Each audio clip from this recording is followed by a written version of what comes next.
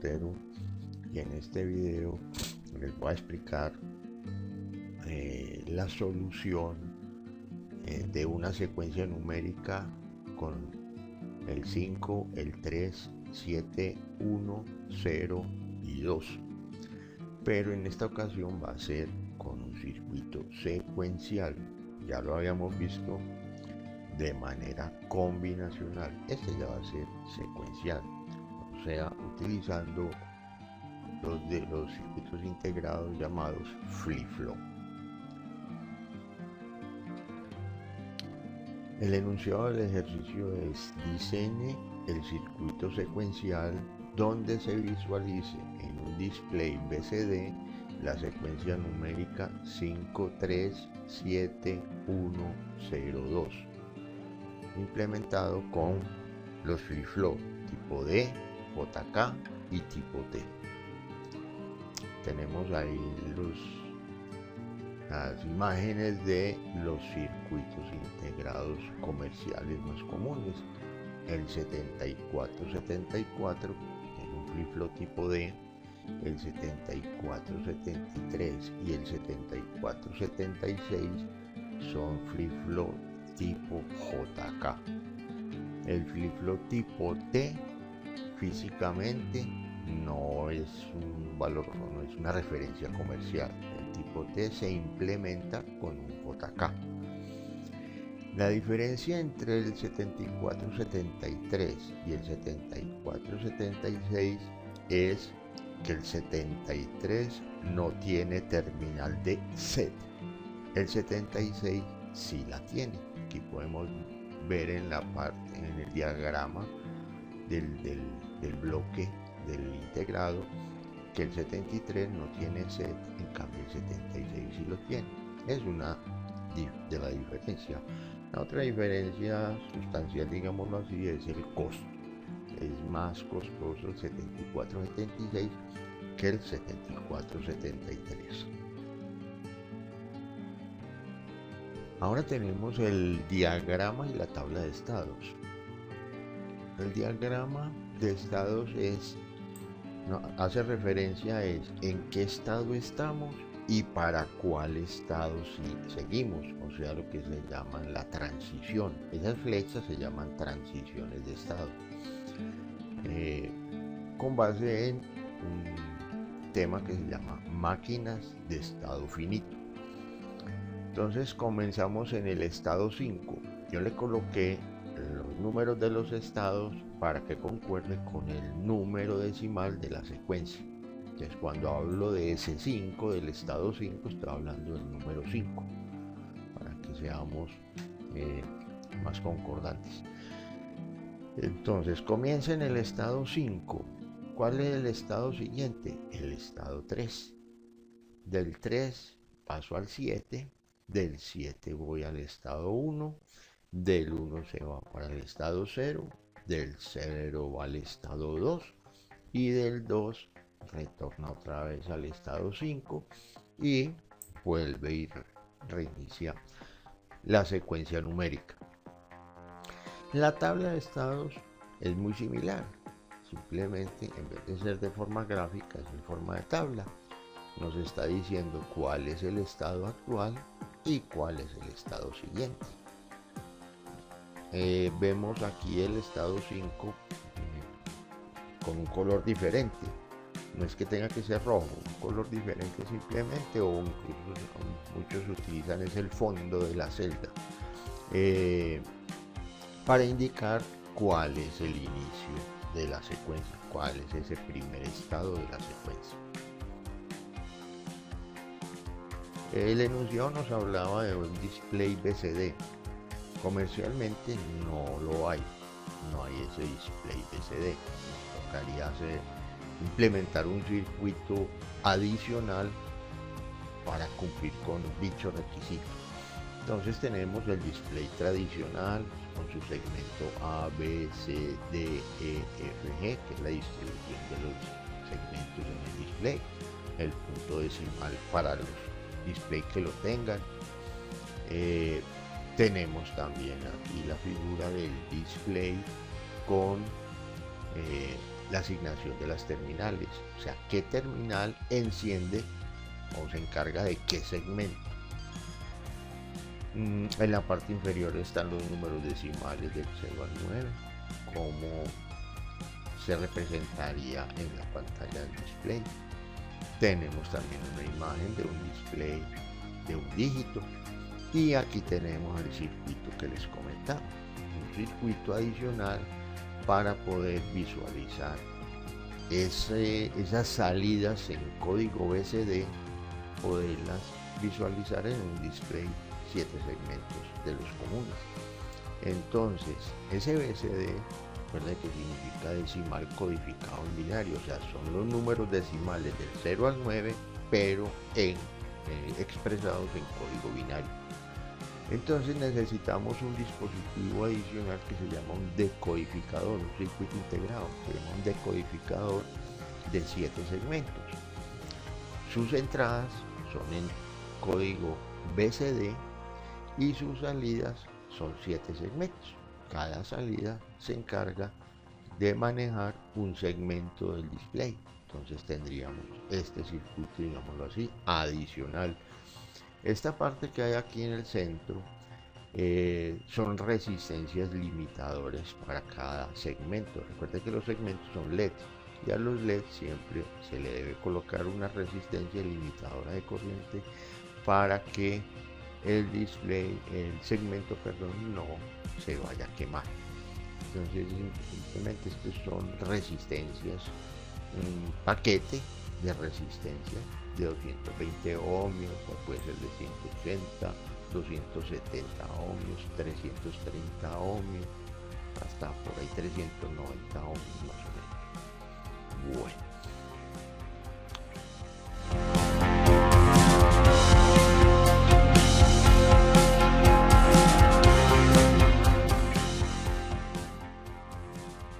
Comenzamos la solución con el flip-flop tipo D. Ese flip-flop tipo D tiene una tabla de excitación propia, independiente de la referencia comercial que tenga, independiente si es en familia TTL o es en familia CMOS. La tabla de excitación, que la vemos aquí en la parte superior, siempre va a ser la misma para este tipo de flip-flop, donde Q es el estado actual, la salida del estado actual, y Qn más 1 es la salida del estado siguiente, y D es la entrada, cómo debe estar esa entrada para esa transición. Entonces hacemos la tabla como hemos estado acostumbrados a hacerla. Tenemos aquí todos los estados, aunque no tenemos realmente todos los estados.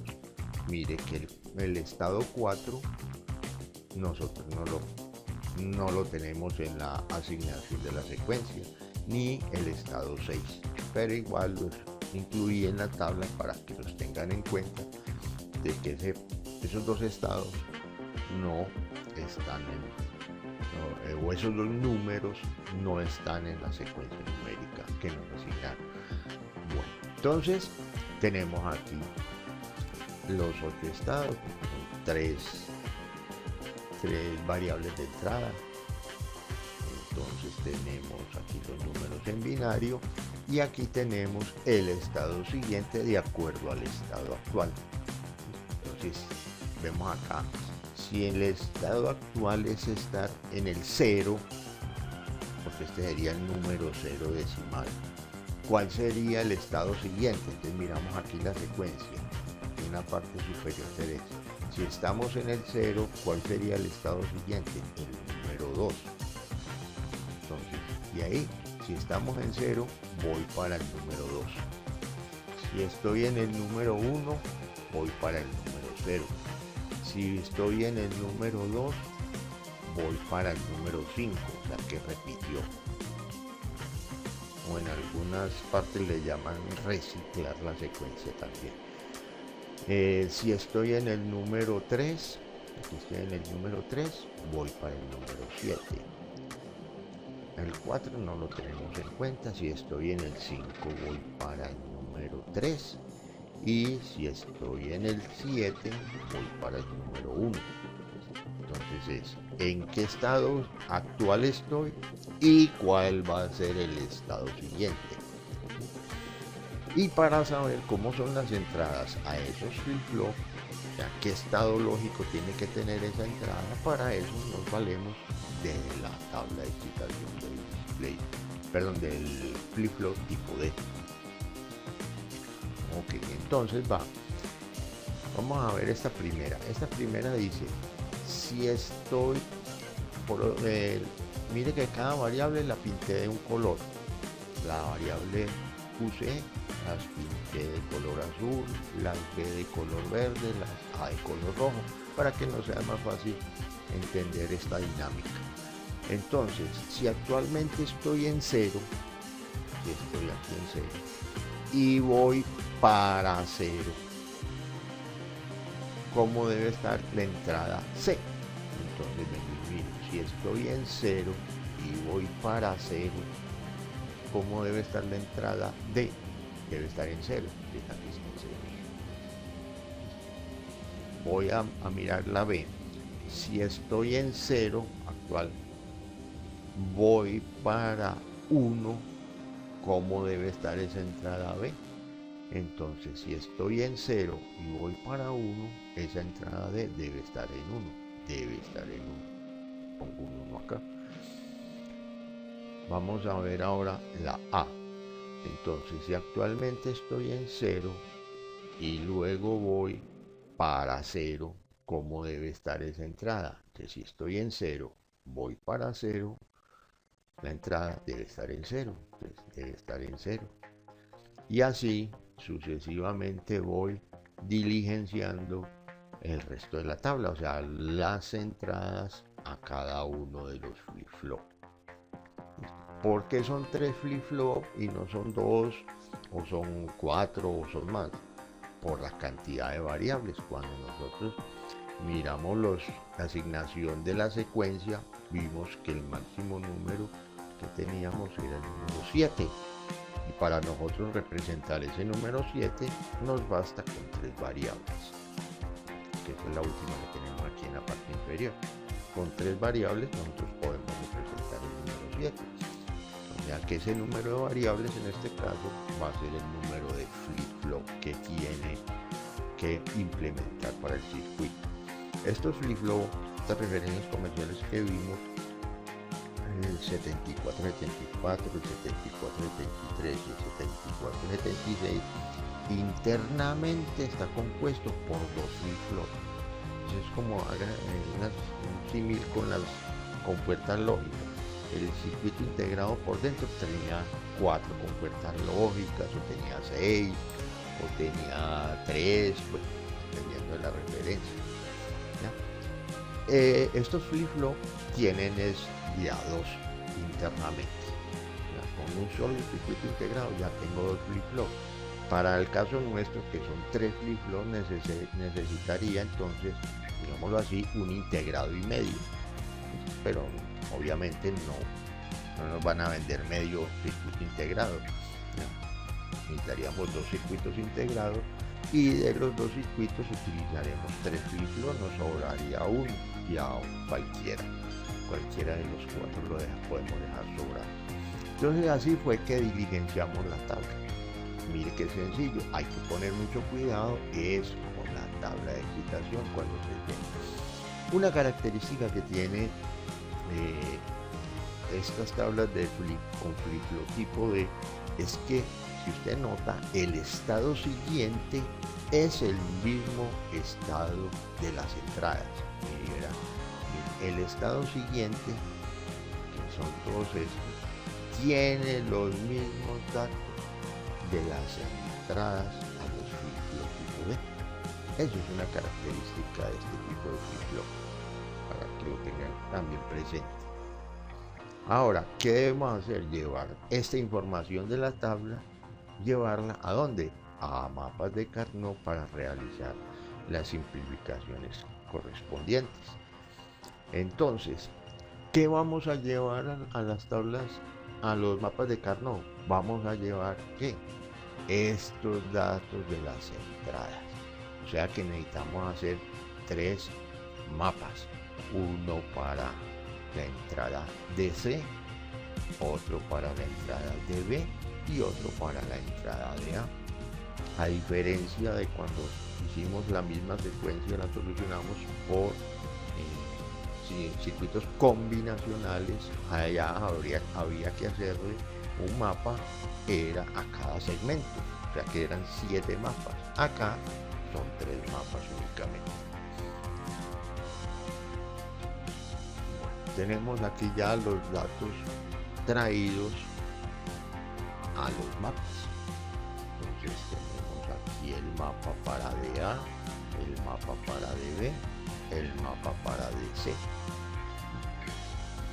Yo acá ven algunos colores, algunos datos o algunos términos canónicos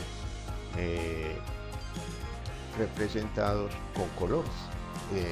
Es porque ese término se está repitiendo, entonces no necesitaría implementar varias veces esas compuertas lógicas o esas operaciones booleanas, sino que la puedo implementar una sola vez y aprovechar esa implementación para utilizarla en varias ocasiones. Algo así, implemento un circuito y ese circuito en su salida va para diferentes partes, que sería el caso que vemos ahí en color rojo. Mire que en DA hay un término en rojo, en DB y en DC también. Y mire que es el mismo término. Entonces yo no necesito implementar 3 veces ese término, sino con una sola vez que lo implemente, dicha salida se va a ir para 3 partes diferentes a realizar otras cosas. A eso es a lo que me refiero.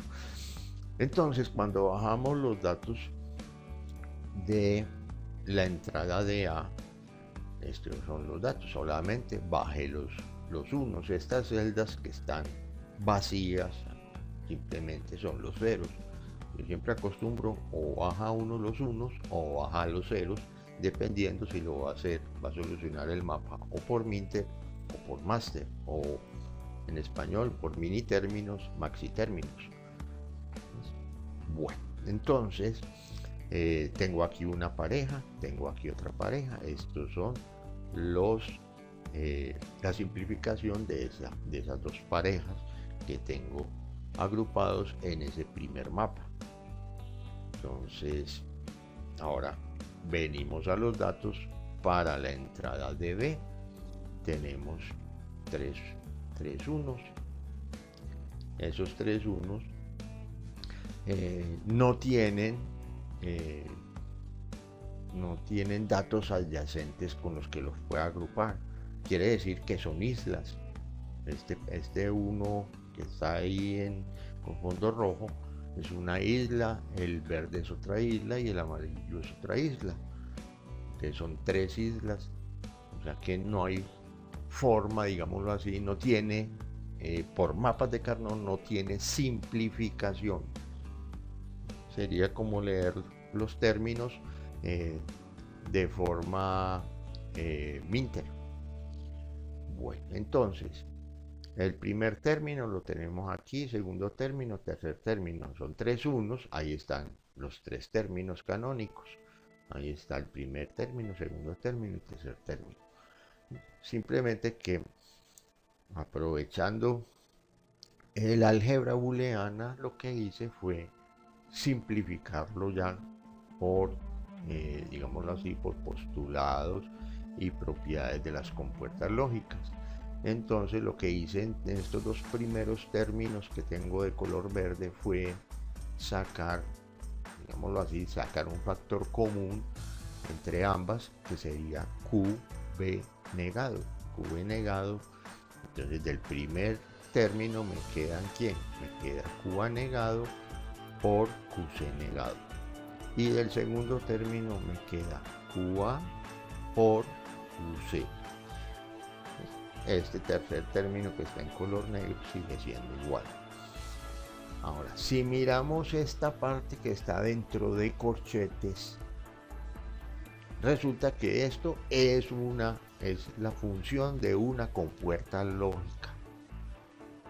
Una compuerta lógica donde el primer término tiene las dos negadas y el segundo no tiene ninguno negado. Esto es una compuerta XNOR o NOR exclusiva, como quieran llamar. Si usted verifica en la información de las compuertas lógicas, esto es una compuerta lógica. Entonces, para mí es más fácil implementar, o sea, una sola compuerta que implementar todo esto. Multiplicaciones y sumas, o sea, compuertas AND y compuertas OR. Para mí es más fácil implementarlo con una sola compuerta, me simplifica más el montaje. Entonces eso fue lo que se hizo aquí en color verde. ¿Ya? Para la entrada de C, tengo estos dos unos en la tabla, en el mapa, perdón, bueno, en la tabla traídos al mapa, y su simplificación son adyacentes, su simplificación es QB por QC negado. Ok, entonces si miramos, ese QB por QC negado está repetido en tres partes. Está repetido en la entrada A, en la entrada B y en la entrada C. Entonces simplemente lo vamos a implementar en una sola ocasión y lo vamos a utilizar.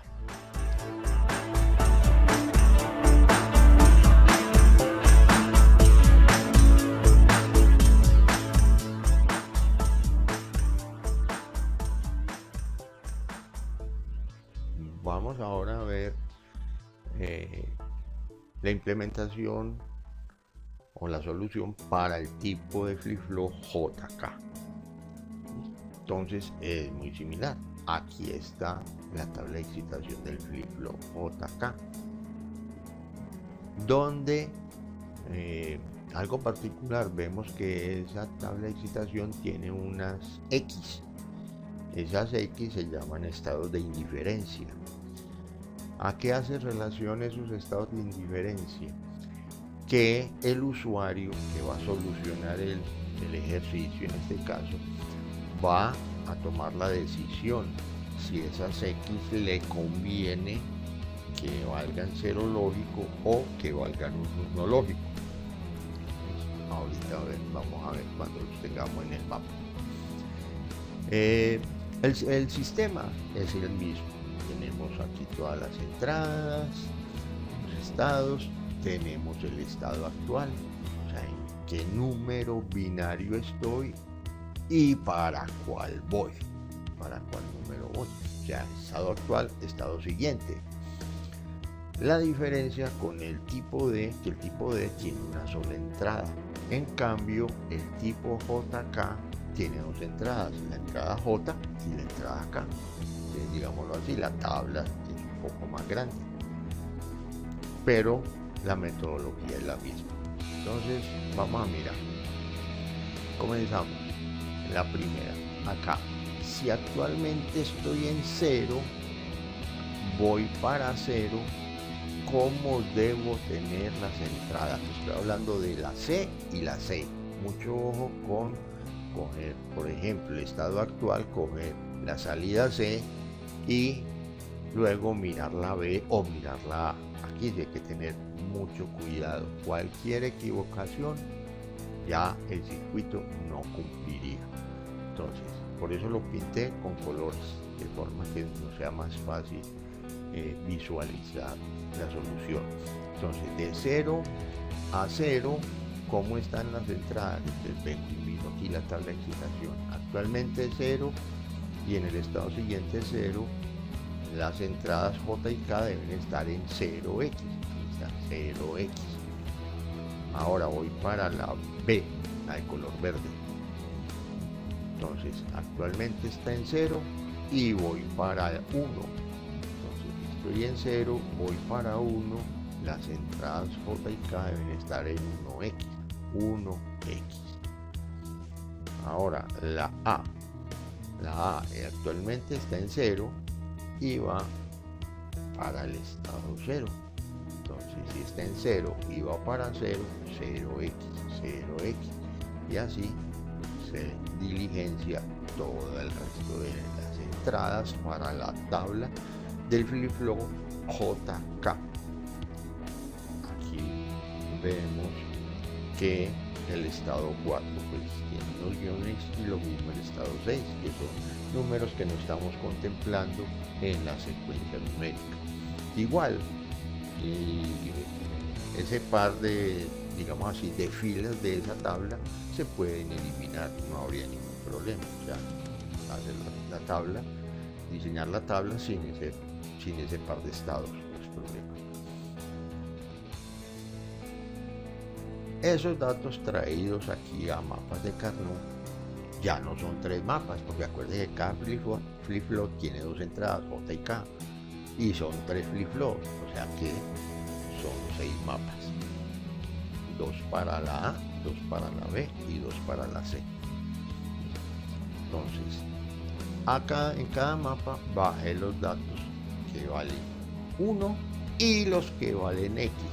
Recuerde que la X es un estado de indiferencia que yo como usuario puedo tomar la decisión de qué valor va a tener esa X. Si a mí me conviene que sea un 0 o que sea un 1. He escuchado a algunos estudiantes que le llaman un YOLI o un comodín. Simplemente yo lo pongo a valer por el dato que a mí me convenga. Ahora, el hecho de que yo haya puesto o yo haya contemplado de que una X tenga un valor de 1 o tenga un valor de 0, no quiere decir que todas las X del mapa tienen que valer lo mismo. Yo puedo tener una X que valga 1, otra me conviene que valga 0 y así sucesivamente. Entonces vemos acá en el mapa de JA que a mí me conviene que esta X que hay acá en la parte inferior derecha sea un 1 para poder formar una parejita, porque si no, entonces sería, si yo todas las pongo a valer 0, esto sería una isla y es mejor tener una pareja que una isla. Lo mismo sucede acá en el mapa de KA. A mí me conviene que esta X valga 1 y así formo una pareja. Entonces aquí tengo la ecuación simplificada por mapas de Carnot para la entrada JA y para la entrada KA. Ahora, lo mismo hago para la JB, para la KB, bajo de la tabla bajo los datos que valen 1 y los que valen X, para ver qué me conviene de esas X, qué me conviene que sean sin unos o ceros. Entonces, al descargar esa información, me doy cuenta, por ejemplo, que aquí los dos mapas son iguales. ¿Sí? Mire que tienen los datos en las mismas celdas. O sea que la función de JB es igual a la función de KB. O sea, simplemente es implementarla una sola vez y me sirve para esas dos entradas. No es que la tenga que implementar 2 veces. Recuerde que la electrónica siempre busca que minimizar espacio y optimizar el funcionamiento o velocidad o respuesta. Entonces no lo vamos a implementar 2 veces, una sola vez, y nos sirve para ese par de entradas, para la J y para la KB. Y acá en la parte inferior tenemos los dos mapas de JC y KC. Mire, por ejemplo, en KC a mí me conviene que esas dos X, esas X que hay en los extremos inferiores, valgan 1, y así puedo coger un cuarteto. Entre más se agrupe, más grande sea la agrupación, más simplificada va a quedar la función. Entonces mire que esa agrupación me arrojó que la entrada QC, que la entrada KC sea igual a QA.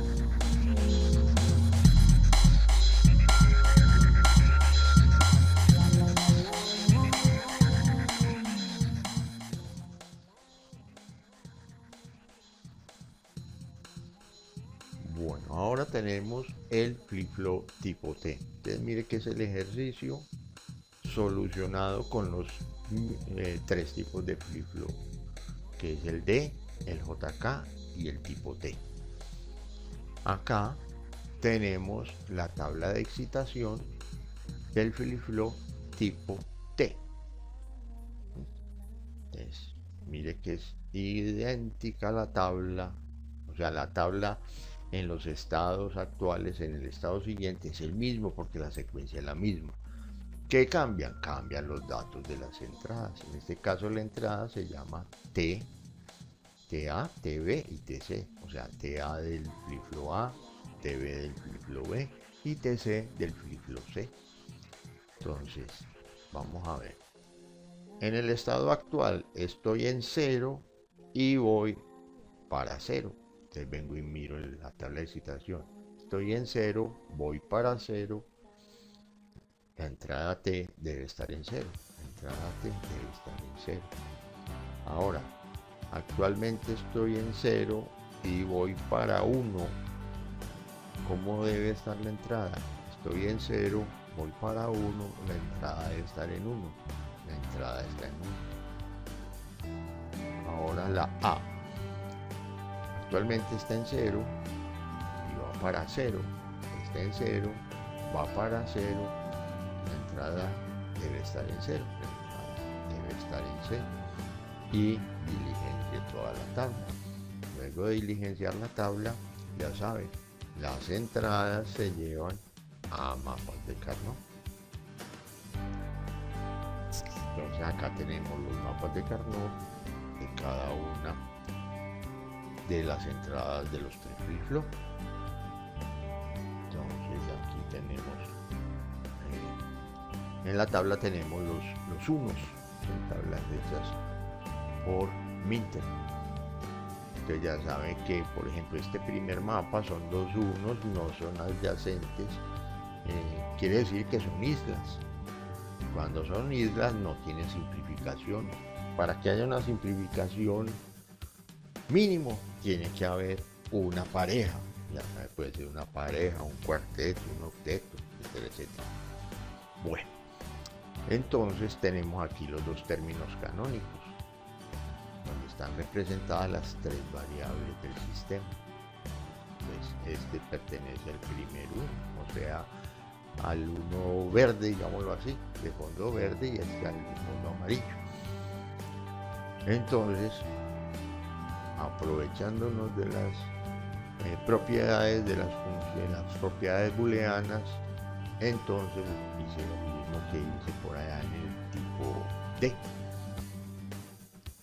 Saqué de factor común el término QC negado. Entonces, QC negado, desde este primer término me quedo ¿quién? QA por QB negado.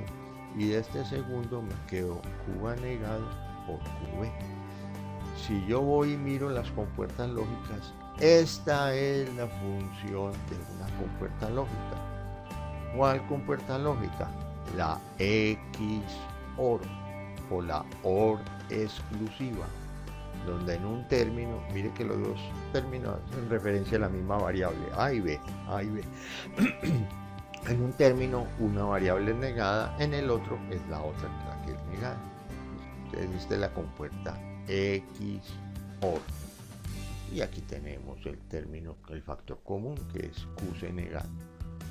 Entonces la implementación sería este circuito. Mucho mejor implementar este que implementar todo este grande. Para la entrada TV no sucede igual, nos dio estos dos términos. Se agruparon los dos de fondo rojo y este de fondo verde. Nos salen estos dos términos. Estos dos términos, si vemos, es la función de una compuerta lógica. ¿Cuál compuerta lógica? La XNOR. La XNOR, mire que son los mismos términos. La A y la C y la A y la C.